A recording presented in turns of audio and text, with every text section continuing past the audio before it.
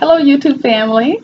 I would just like to come to you all, hopefully with a quick video. Every time I think it's going to be quick, it's not, but that's okay. So I want to share another experience that I had.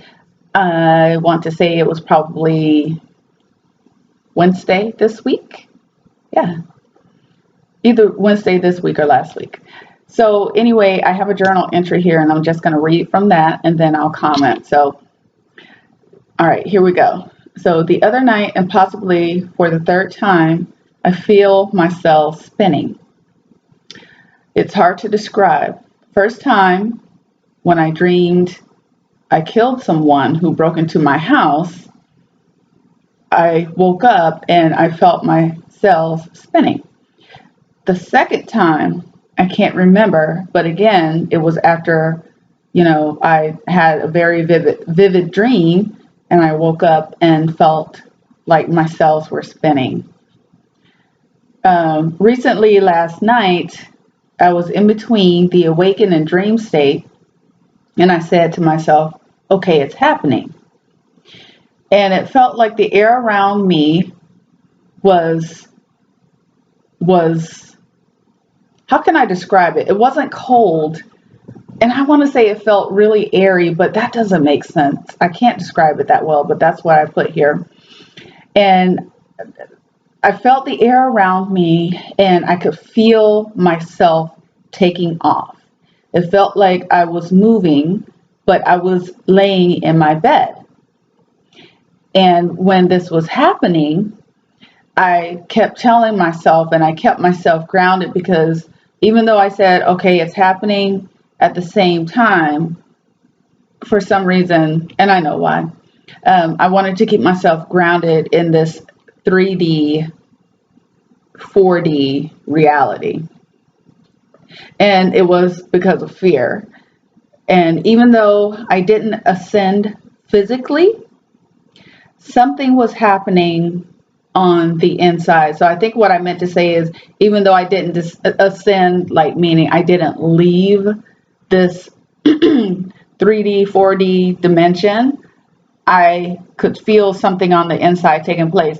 And, in that, and just reading that now, I wonder if the process is that we ascend internally, and then once that internal work has been completed or has reached a certain point, maybe we ascend outwardly as well, meaning, and I've asked this question, can you, if we're going to exist in the fifth dimension, are we going to exist here, on this planet the way that it is, or are we going to, once the inner work has taken place, does your body, will we have the ability to change our bodies into a light vehicle or Merkaba, and I'll talk about that in another video, and be able to ascend to another plane, the fifth dimension. And I've heard some people refer to the fifth dimension as the new earth,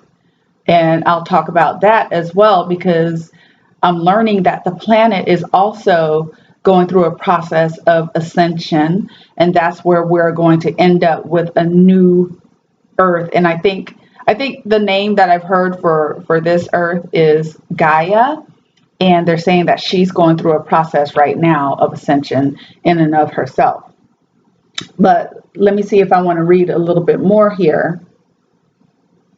That's about it, and I think that the question I had to ask myself, because, I'm just so excited and geeked up about what's happening. Am I really ready to leave this plane?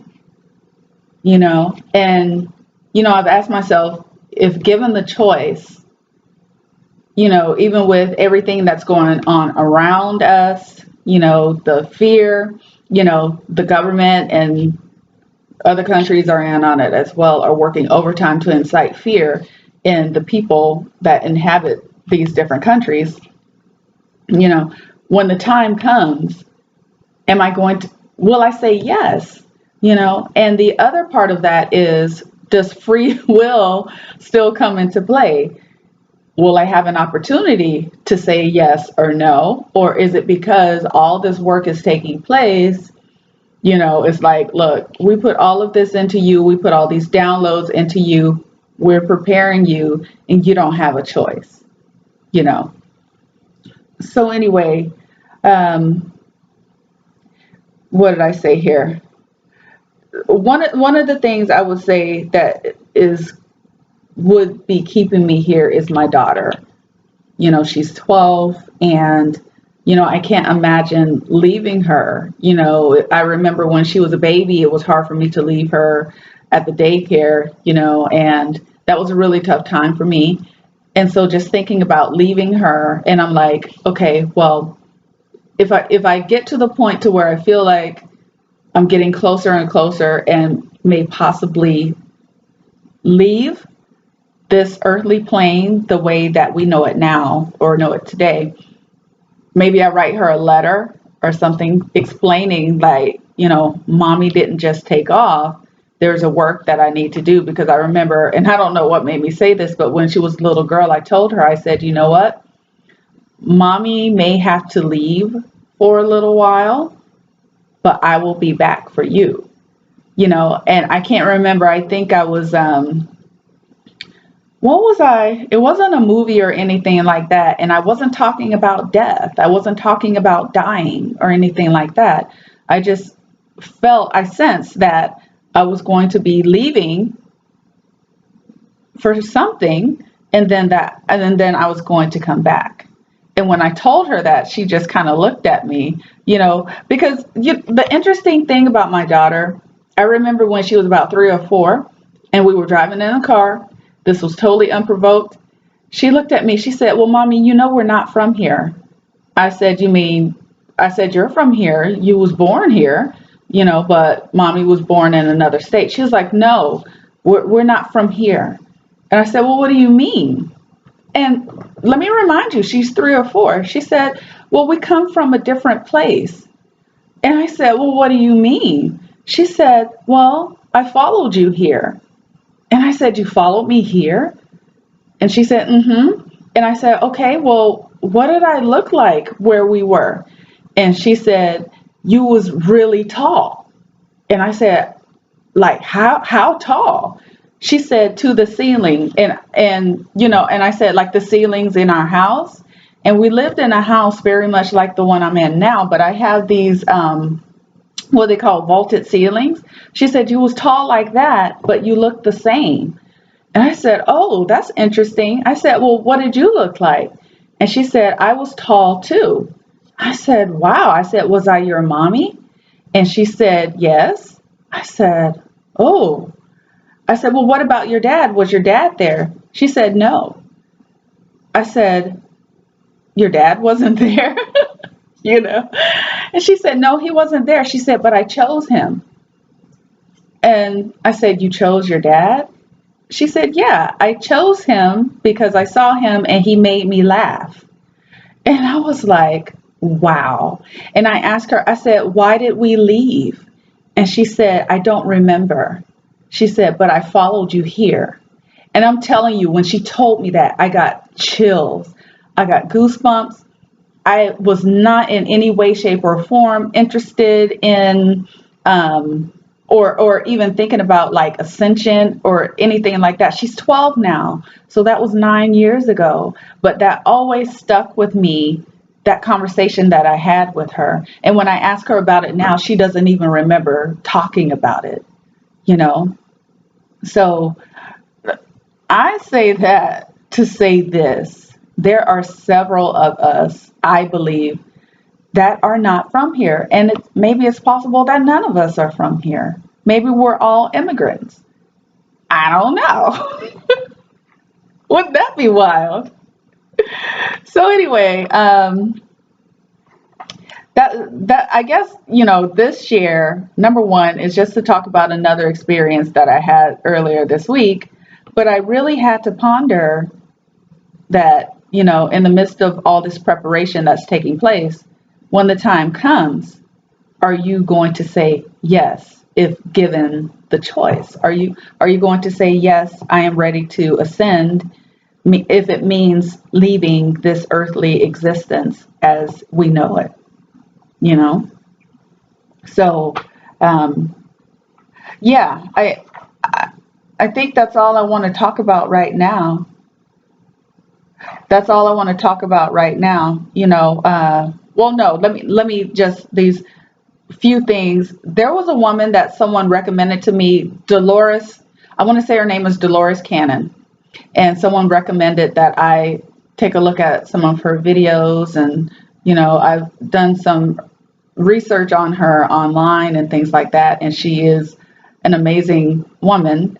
And I had watched some of her videos, but her name didn't stick with me. But I thought it was really interesting what she had to say.